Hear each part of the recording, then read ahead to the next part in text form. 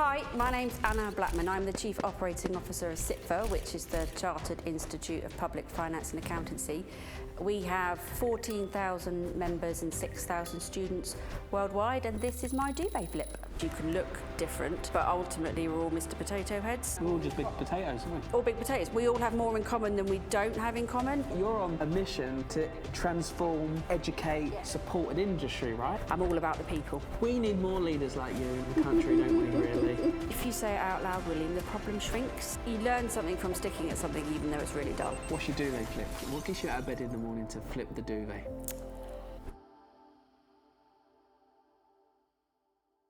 Hi, my name's Anna Blackman. I'm the Chief Operating Officer of CIPFA, which is the Chartered Institute of Public Finance and Accountancy. It's a really nice opportunity to sort of reflect back on the journey I've been on over the past, I'm going to say 20 plus years. I've never met Jack, but sometimes you feel like you know a person, right, if you watch them enough on social media. And I've seen what Jack does on LinkedIn, and I was really impressed, and I think it's really important that we help young people think about their careers and what it's like to be in the workplace and how to make the most of it. Hi, Jack. Lovely to see you. Are we going to do this or what? Welcome to my duvet flip. How are we? I'm good, thank you. I've been so excited about this. I've heard from Leon all about and I know your conversation you had. So I'm so excited to hear about your career journey, what you're up to now, and what trouble you're making in the world. Oh, I like to make a bit of trouble. I could tell, you know. Known to be making a bit of mischief. Why not, right? Otherwise, life's a bit boring, right? Yeah. You've got to make work fun. Well, and you can't... so my thinking about making mischief is if I see a problem, I like to fix it, and people don't always take well to that, but I don't like to leave things alone. So if I pick up a stone and find something that I don't like, I'm going to create some mischief to fix the problem. I love that. I love that. I want to talk a little bit about where it all started for you, though, because, like, going into the world of work, careers...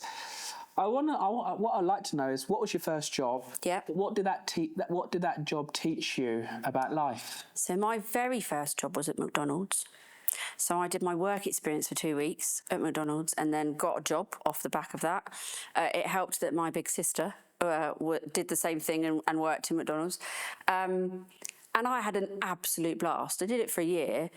What did it teach me? Taught me how to work as part of a team. You know, over 20 years ago, there was quite a lot more to it than it looks like it is in McDonald's these days, where it all looks a bit calm. It was never that calm. But how to work as part of a team, because there was a really finely coordinated group of people that had very specific roles and those sorts of things. It also taught me how to deal with difficult people. People get really funny around food and cross quite quickly. So how to calm someone down who's having a meltdown about their Big Mac is something I learned from that. And how do you work in a team? Like, what's your advice? Like, years on. Yeah, like, what is your advice in terms of anyone who's working a part of a team? Because easier said than done, right, working part of a team, because normally you put into a team that you sometimes not made the decision that you're in that team with them. You're just told to be put into that team. And that happened to me more than once. That's happened to me more than once in my career, where I've ended up in a team that I would never have chosen to be part of. For me, you have to trust the people you're in a team with, and you can only really trust people when you get to know them. So I think if you're in a new team, you have to spend time and effort getting to know the people in that team. And I don't mean about their job, I mean who are they as a human. Because if you know them and therefore you trust them, anything you do in that team I think is much easier. I think you have to have a bit of fun to create an environment where people sort of can work together. And I always worked in quite high pressure situations, so having a bit of fun along the way was always really important. And the other thing is you have to figure out who's good at what, because a team is meant to be a collection of people with strengths, but not everyone is good at everything. So what are you good at, and what do you bring to the table, and what does everyone else bring to the table?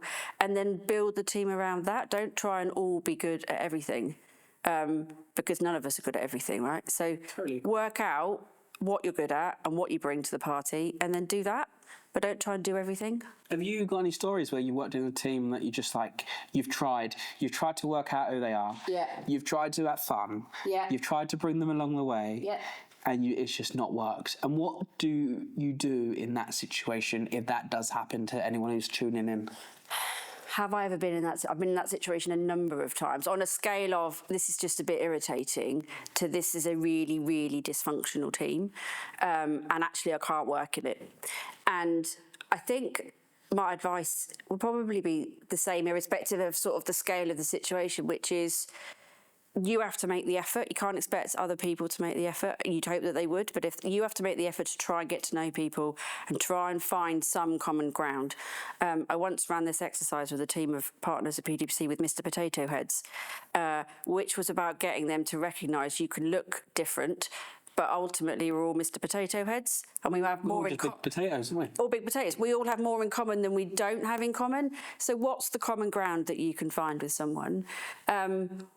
What is it? Be really clear what it is you're looking for. And I learned later in my career to recognise that to function really well in a team, I need to feel like I trust the people, I need to feel like I belong, and I need to feel like I'm adding some value.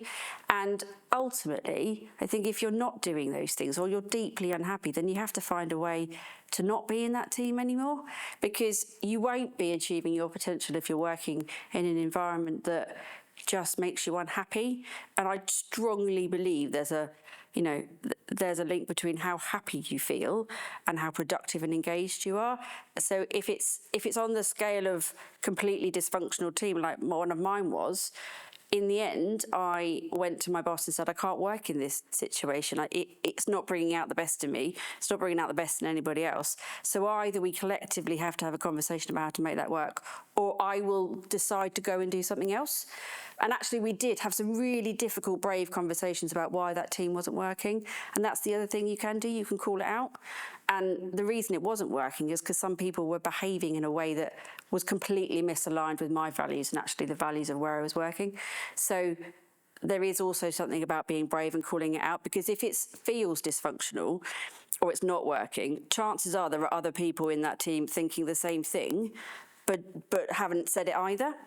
So actually there's something about being really brave. And how do you know whether you're unhappy in a job or just bored? Ooh, how do you know if you're happy or bored? Boredom can make you unhappy, and Yeah. Young people come to us and say, I'm unhappy in a job. Yeah. Why are you unhappy? It's boring. It's boring. How's the difference between unhappy and boring? So when I'm bored, I struggle to get anything done, right? So I will know I've got this great big long list of tasks to do, but even if I've got lots to do, but it's not interesting, I'll put it off until the very, very last minute. That's how I know I'm bored. And then also I'll go looking for other things to do. So I've got quite a low boredom threshold, so I'll go and see if I can't find something else to stick my nose into. When I've been unhappy at work, that's a much deeper feeling for me about not wanting to go to work, feeling quite low, and not even wanting to get engaged in finding other things to do. It's a genuine, like, I just feel really unhappy and low and actually don't want to get out of bed in the morning. And I've been there too. And this, you now know why this is called My Duvet, and we're going to ask that question right at the end. So your sister worked at McDonald. Yeah. You did 2 weeks work experience. You then went and stayed there for a year. It was a bit chaotic, but you learned how to be part of a team. Yeah. What happened next? I then went to university and I got my mum saw an advert for Join the Paper back when there were actual job adverts in papers, like the local New Forest Post, and she said, "Oh, look at this," and it was to go and work in a hotel in the New Forest, and it sort of started off just as changing beds and serving breakfast and those sorts of things, but this hotel was run by these 2 Liberal Democrat councillors who were very busy off sailing and doing all manner of things, and over a period of time got to the point where they would just disappear for the weekend and leave me to run the hotel. So I learned how to cook breakfast for 30 people. I learned how to cook dinner for 30 people on an Aga, of all things, because this lady was a wonderful chef. And I did that until I left university. And I'd go and live in the hotel sometimes at the weekend, and they'd go off and do their thing. But yeah, I learned a lot from them. Because they gave you more opportunity to go into the deep end, right? Yeah, and they were very trusting and very give it a go and see what happens. And so it sort of started off as, well, we'll disappear for a couple of hours and see how you get on. And then it sort of, maybe we'll go overnight. And then it would just disappear for, 2 or 3 nights at a time. And I'd stay in this hotel and look after the guests and make a lot of breakfast and change a lot of beds. So nice. Is there any job that you've done that you just wouldn't ever do again? I once did a data entry job just before I started work at PwC, and I always did extra stuff over the summer to earn more money. I did a data entry job where it was a company that sold contact lenses, but people would send the contact lenses back, and then you'd have to type into the system the stock number or whatever of the contact lenses that had come back all day. Oh my God. Every day. That was pretty boring and mundane, and that work environment was people head down looking at computers doing their typing stuff. There wasn't a whole lot of fun or chat. And you did that in the summer to earn a bit of money? Yeah. Did you stick at it in the summer all through? Yeah, I did stick at it all through summer, right up until the week before I went to work at PwC. And what is your advice to people to stick at things? Because that job, yeah, even I was like, bloody hell. Yeah, I know. Sounds really dull, doesn't it? Really dull. Yeah. Like you turn up all summer, summery outside, and you're sitting there going, okay, two. Like, what is your advice in terms of people sticking at things that might just drag the soul out of it? So I think it depends on the context, right? I did that job all summer because I wanted to earn enough money to be able to go and do fun stuff. And you learn something from every job that you do. So I learned that's absolutely something I didn't want to ever do ever again. And that's not an unhelpful lesson to learn, but also you learn something from sticking at something even though it's really dull. And actually, my early years with PwC, some of that was quite dull, but it was a means to an end, and eventually, it's not always like that. But I stuck at it because I wanted to earn some money and I wanted to go and do fun stuff. And that's a good way of looking at it, though, isn't it? Like, you may be in a job that's dull and might be boring, but that gives you the wings externally to go and do the fun stuff. Go and do the fun stuff. And there's something about building resilience, right? We all have to do stuff we don't want to do.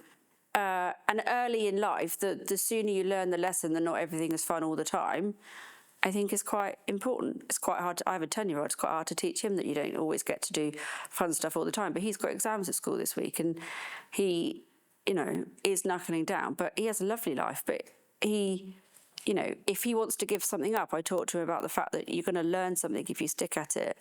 And maybe this is just a moment in time. So don't make a snap decision about something. Give it some time. Have you ever made a snap decision about something that you later said, oh, bloody hell, maybe I should have just went for a walk and a coffee first? Oh, so many times. So I'm quite an emotional being, and there have been many times when I will, particularly I'll get an email and I've had to learn how to restrain myself from firing off a very emotional response. And also I've had to learn that how I've interpreted it isn't necessarily how the person intended it. But I am quite an emotional being, so I can either get upset, sad or angry. Or all three. If it's a really dodgy email. And sometimes I do have to get up and walk away. And it's an interesting thing about working at home in COVID is that I find that much harder than I used to, because if that had happened in the office, I'd get up and I'd walk around and I'd go and talk to someone, I'd make a cup of tea and I'd offload and it would be better. Whereas I find at home that's quite hard because there isn't anyone right there at that moment to rant at. So you found what works for you, because in the office, go take a coffee, go do tea, do what you need to do. Isn't it funny, because I used to have the same. I still do, actually. Let me just be really honest. I still do as well. So do I. You just get an email and you just want to grab someone and go, why do you want to be such a? And you pull and you're like, and then you know what? Sometimes these things just picking up the call to them if it's that important. Yeah. And you go, oh, you are one of the kindest people ever, but your emails read differently, and it's just like they just have no. They've got no idea. Email emotion. No, and I've got buckets of it for everyone. So don't get stressed over emails. No, it rarely means what you think it means, I think. And it implies that person is thinking about you when they're writing it, and they won't be thinking about you, they'll be thinking about them. How do you become good at writing email? Because it's still in our everyday lives. I know there's AI and there's WhatsApps and there's all this stuff, but email is still at the centre of business communication. So I write emails like I talk. And I always used to say to my teams at PwC, unless you would say that sentence out loud, don't write like it. So I write like I talk, and I use a lot of punctuation, which I know is something people really hate, lots of exclamation marks and things. But I just write like I would say it out loud, so that it at least sounds like me. It might not be, 100% the way you should write a business email, but my emails are generally quite light of tone, and I try to be, like you'd find me in person. So the two things are not... I find being unauthentic quite difficult when you get something in person that's different in writing. I find that quite difficult. Yeah, he's like, hold on, who's turned up? Yeah, who's that person? You see it all the time with influencers. They're on camera, especially on TikTok. They're all wow dancing. Yeah. You meet them in person, and then they're hiding behind their manager. Yeah, and they're it's really visceral, isn't it? That you go, oh wow, you was all bubbly dancing to this song, and then you're here and you're hiding behind your brand manager. Weird, isn't it? It's really weird. Be your authentic self. Yeah. Speak on email as if you was going to say it out loud. Yeah. And just think. Be a kind human, right? Kind. So when I left PwC, I started I always joked that if I left PwC, I'd start my own consulting firm, and it would be based on slightly different values. Not that PwC doesn't have great values, but kindness is really important to me, which is not the same as being nice, right? Those two things are different. Just be a kind human. So my firm is called Kind Human. I don't do lots of work anymore because of CIPFA, but that's just really important to me. You can deliver a difficult message. You don't have to be an arsehole. Absolutely. I cannot agree more with that. Kindness is such a superpower. Yeah, and I put something online the other day. Don't make kindness a strategy or a calculated move. Just be kind. Just be kind. And it doesn't matter if you're... I've restructured organisations. I helped to close an office when I was at PwC, and those were really difficult, but I tried to do it with empathy and with kindness and while treating those people like individuals. And I think if you do that, it goes such a long way to the experience people have when they leave an organisation. I've noticed in business, some of the most kindest people can be the most focused as well. And if you need them to be direct, then they can be direct. But you don't have to be... You don't have to. Be an arsehole about it. You don't have to be an arsehole about it. So with our fantastic partner, Compare the Market, we're asking our guests 2 questions around money to help the next generation thrive when it comes to money. The first question is, what is the money regret that you had in your life and why? I probably regret not saving as much as I should. As you get older, that feels like it becomes a bit more important, but I've always had a tendency to spend what I have. And I'm trying to be a more sensible grown-up now by saving more of it, but it's not a habit I'm great at, so it's probably a habit I should have formed sooner. And why didn't you form that habit sooner? What was in it that said, you know what, I don't need to save? I suppose I never thought I needed to, I don't think I ever thought anything would go wrong that I might need to save some money for. Whereas now, I'm sort of at the point in my life where a number of things have gone wrong. I left PwC when we restructured, and that wasn't my decision, so that was unexpected. And over the past 18 months, my husband's had 3 strokes, which is, again, things you wouldn't expect to happen. And I think when I was younger, I just didn't think about those sorts of things. And the car's going to break down or the boiler's going to break. And so I probably... In hindsight, I wish I'd saved more and been a bit more sensible, albeit I have had a lovely time spending it. So save for the things that you don't know may happen. Yeah. I know. Because life's incredibly uncertain, and I think knowing you've got a buffer if you ever need one, and I think life's increasingly more uncertain than it was. So, and growing up and being young in today's environment must be really, really tough. Well, thank you for sharing your money regret. I've got one more question. Okay. Your Simple's money tip to your 18-year-old self. Don't stay wedded to your bank or to your mobile phone provider. Like, threaten to leave. If you phone them, particularly like if you phone one of the mobile phone companies and say, I'd like to leave, all of a sudden you can save an absolutely tremendous amount of money. I did it recently with my mobile provider, who I won't name, and I must have halved my mobile phone bill, and most people don't ever move bank. That, you know, we're incredibly loyal as customers, but actually you don't even actually have to leave. You could just sort of phone, and I know people don't generally like to pick up the phone these days. You can even do it on live chat, but renegotiate. Don't just keep going and paying the same money you've always paid. Do you mind if we just pause for a minute? I'm just going to ring my bank. Okay. I want to talk a little bit about how you landed the job you're doing right now. Yeah. Because it wouldn't have been easy. It's not just been handed to you. You've worked hard. I know you even, like you said in the first part, is you're trying, if there's a problem, you'll try and solve it. Yep. And if you can't solve it, you'll find someone. If you can't find someone, you'll learn a code skill yourself. Yeah. Yeah. Where is that coming from? Because I love hanging around with people that just own it, will do it, will be a straight talker, but also understand that actually, just get on with it. Get on with it. I think some of that was instilled in me very young in life. Like I'm a fiercely independent person, and my parents both worked when I was growing up, and I had a much younger brother, and so there was always a need to look after him and those sorts of things. And we were taught from a very young age to be really independent. And so I think some of it comes from that. But I am really driven by making things better for other people.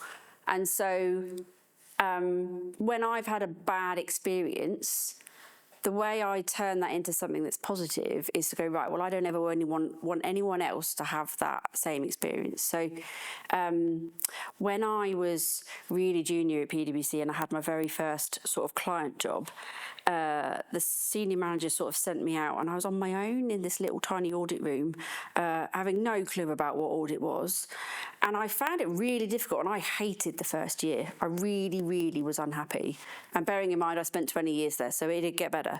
But what that instilled in me was I don't ever want people working for me to feel like that. So I've always wanted to take some good from the things that have happened. And when I was at PwC, after I had my son, I suffered with really bad postnatal depression. And at the time he was about 2, so it's quite diagnosed quite late. The firm was also launching a mental health strategy quite a long time before most big employers were doing that sort of work. And the first thing we did was have 6 partners who were open about their mental health in front of the whole firm and externally. And I was one of them, which was again about not wanting people to have the same experience that I'd had. And when you looked up in a firm like that, in like many organisations, everyone looks like they're super people, right? They look like nothing is hard. And I knew that wasn't true, and I didn't want other people to be going through something like I was going through, looking up and going, there's no way I can be successful here because I'm not a superhuman, because I am by no means superhuman. So I've always wanted to make things better for people, and that sort of has always run through my career. And I suppose that means when I spot a problem, I like to fix it. And people generally like people who can fix problems, right? So whatever job I was doing, whether that's working with a client and resolving some sort of problem on an audit, which involves quite intense negotiation and discussion and those sorts of things with the client, or whether it's an internal something that I've spotted that doesn't feel quite right, or like I'm very good at getting stuff done and solving problems and moving things forward, but I do it in a way that takes people with me. So I don't generally do it to people, I do it with them. And so I think I've ended up where I've ended up because I am able to solve problems and move organisations forward, but I do it in a quite a human and kind way. And so whilst I'm an accountant and I now sort of run an accounting organisation, I'm all about the people. We need more leaders like you in the country, don't we, really? Maybe. Pretty cool, aren't you? Yeah, I like to think so. Yeah, you are. You are. And look, anyone who's... Look, mental health is so important to me as well. Like, anyone who is feeling depressed, feeling anything to do with mental health. Yeah. You obviously came forward with a few other partners and spoke up. Yeah. And it has, mental health in the workplace has got a lot. It's got a lot better. It's got a lot better. Still this underpinning, I have to feel like I'm absolutely fine and everything's great, and if I don't want people to pass by me on the next opportunity if I say about my mental health. Yeah. What is your advice, thoughts, when it comes to anyone who's struggling in the workplace, and they're just at the end of their tether? So my advice would always be talk to someone. So I'm really bad at asking for help, right? It's one of my, you know, when you get asked in a job interview, like, what are your development points? I'm not very good at asking for help. But having said that, I did ask for help when I was at PwC, and I had this amazing coach. But find someone to talk to. It can be a peer, it can be your line manager, it can be HR if you don't know where else to go, but talk to someone, because someone will help. You can phone the Samaritans. I did some training with the Samaritans and an interview a bit like this with their CEO, which I've never watched, to be clear, because I hate watching myself back on video. But they will help, right? They are at the end. You can even do it by text these days. There is always someone you can talk to. So, and I always find that saying it out loud just makes it a bit smaller. And I say this to my 10-year-old, you know, if you say it out loud, William, the problem shrinks. If you keep it all inside, it will get bigger and bigger and bigger until it crushes you. So just say it out loud and it will shrink a bit, and then we can work out what to do about it. And I think the same goes in the workplace. Most organisations these days have a employee assistance programme. They are generally totally confidential. You can phone them, but find someone that you trust to talk to and just say it out loud. And on the other end of that, I always say to people, if you're worried about someone, don't ignore it. So ask them if they're okay, and then be completely silent. Don't fill the silence. Ask them if they're okay, and if they say they're okay, you have to ask them at least twice more. Because often we are innately social human beings. We know when someone else is having a hard time. Don't ignore it, because you might be the thing that makes a difference to that person. All you have to say is, how are you? And really want to know the answer, and then really listen. Don't settle for I'm okay, but how are you really is what I do.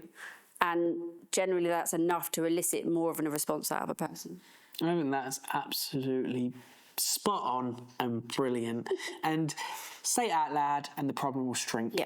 Love that. That's going to be a quote for the trailer. You can see it coming. Yeah, can't you? But you know what? It's so true what you say, because the workplace has got better when it comes, and there is programs and there is tools and there's loads of stuff. But you know what? Nothing beats in sitting down with someone and saying, this is how I'm feeling, and getting someone's perspective, right?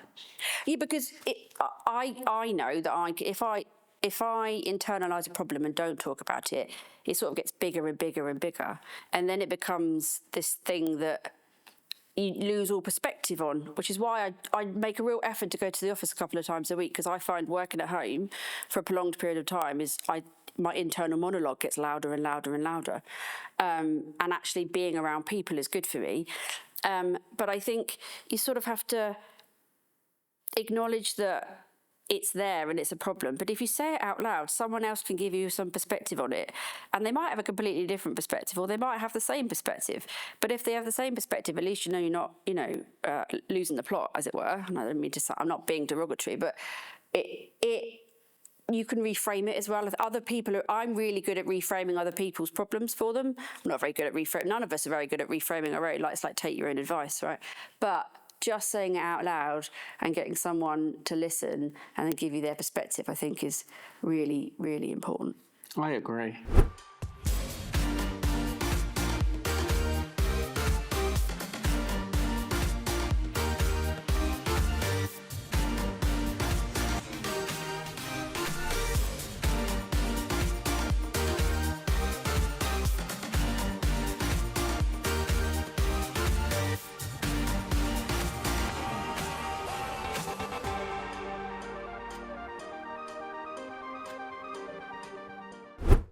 Hello, Otto Sergey. Hello, Mr. Alexander. Are you looking for a credit card? Oh, he's good.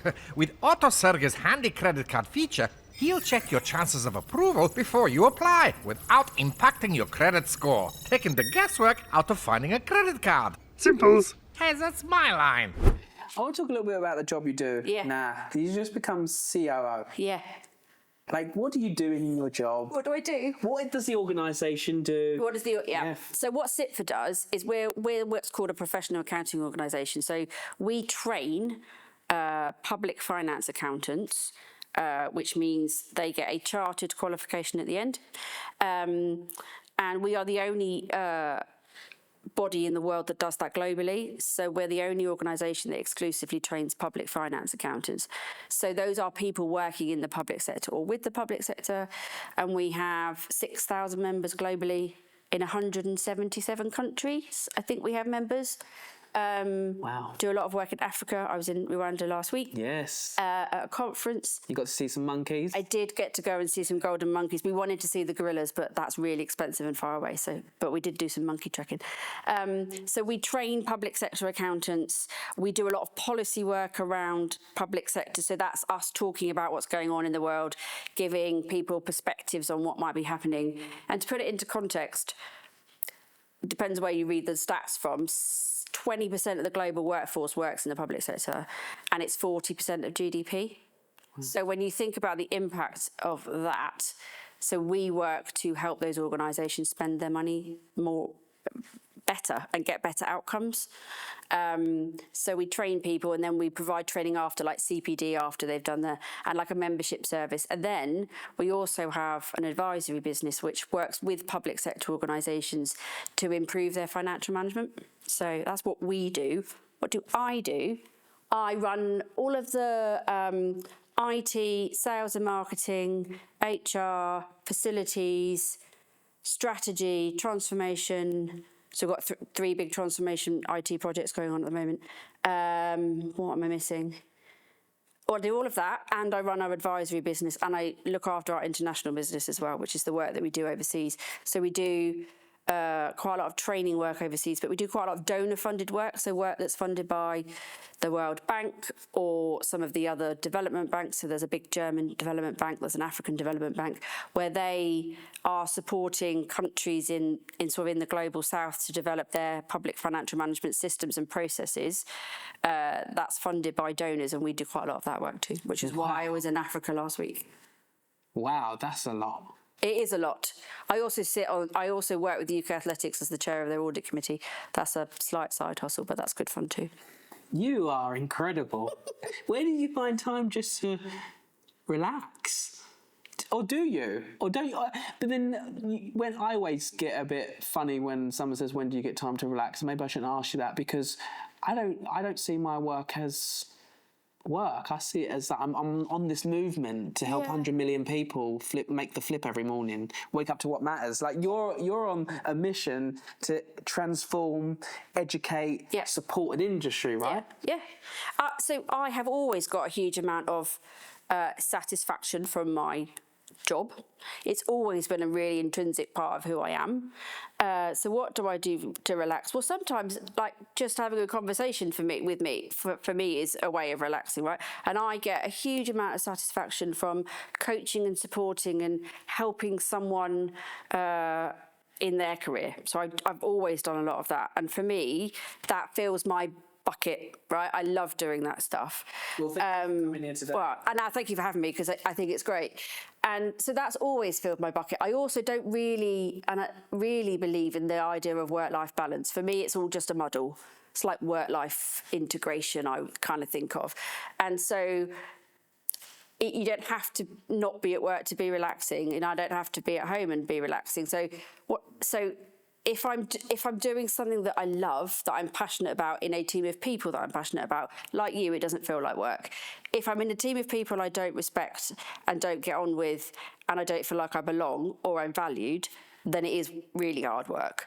And I know I'm very motivated in a positive environment. Not everyone needs that.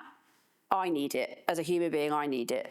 And I've been really when I left PwC and I sort of went and ran this startup and then decided I wanted to find a job. And not many people go back to getting a big job, like a full-time permanent job after running a startup. But actually, I need to belong to something and feel like I'm in a team of people and that I'm thriving. And the startup was amazing and I loved it and I learned a lot, but it just wasn't giving me what I needed. Also, I wasn't getting to coach or support other people either, and that's a big part of who I am. So yeah, I'm not sure if I've answered your question. You've answered it brilliantly. Yeah, and I totally get it.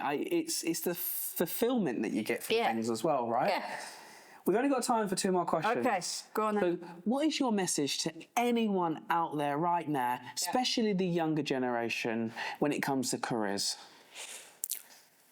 I would say embrace every opportunity that comes to you, because even if on the face of it, it doesn't look like it's something you want to do, you'll learn something from it.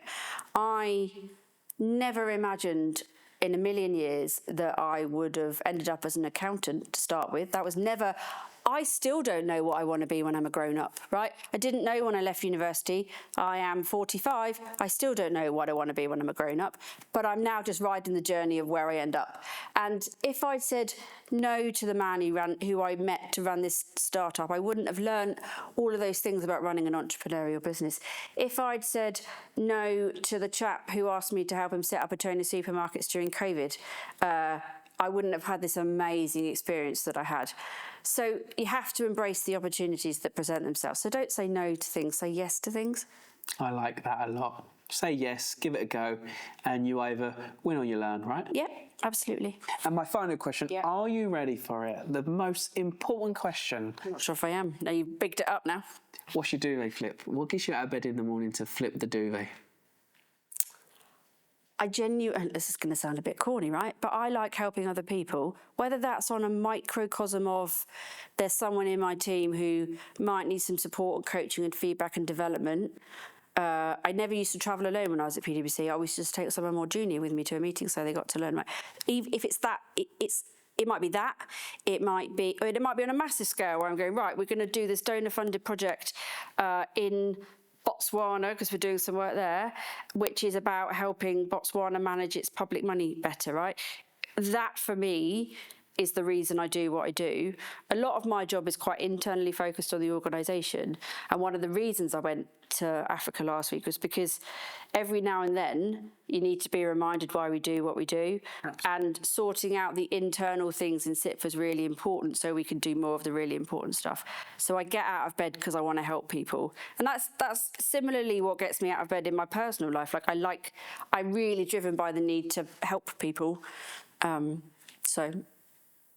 Yeah. You're incredible. I've said it already. You're just incredible. You're kind, but with a backbone. I say it. Yeah. You know what?